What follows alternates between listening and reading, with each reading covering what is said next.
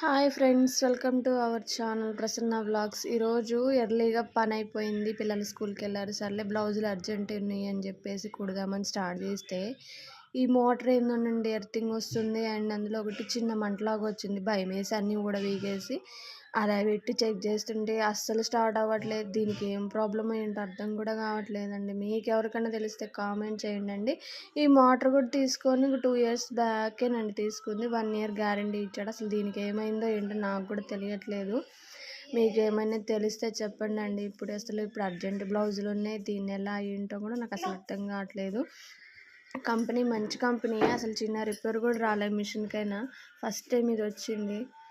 ఏంటో అసలు ఏం చేయాలో కూడా అర్థం కావట్లేదు. చెక్ చేస్తున్న అస్సలు రన్ అవ్వట్లేదండి.